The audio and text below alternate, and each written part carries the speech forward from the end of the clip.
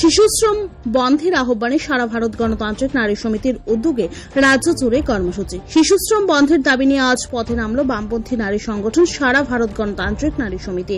জানা গেছে, সংগঠনের উদ্যোগে আজ রাজ্যের প্রতিটি মহকুমাতে এই কর্মসূচি প্রতিপালিত হয়। রাজধানী আগরতলাতে সিপিআইএম সদর কার্যালয়ের সামনে থেকে মিছিল বের হয়ে বিভিন্ন পথ পরিক্রমা করে বটতলাতে এসে একটি পথসভা সংঘটিত হয়।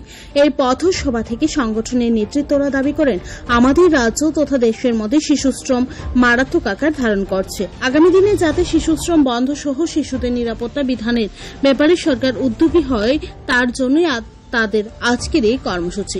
ত্রিপুরা রাজ্যে আমাদের সংগঠনের 24টি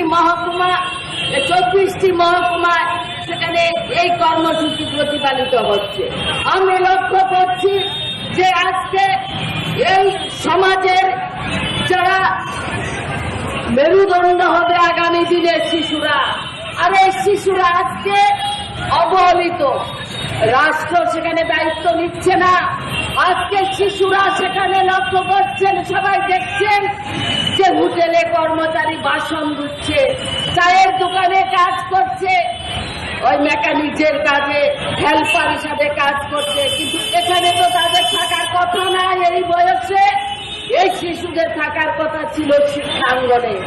তাদের সেখানে শিক্ষার ব্যবস্থা, দারিদ্রতার জন্য মা বাবা সেখানে লেখাপড়া করার দায়িত্ব নিতে পারছে না। কিন্তু আজকে স্বাধীন ভারতবর্ষে রাষ্ট্র কি দায়িত্ব নিচ্ছে?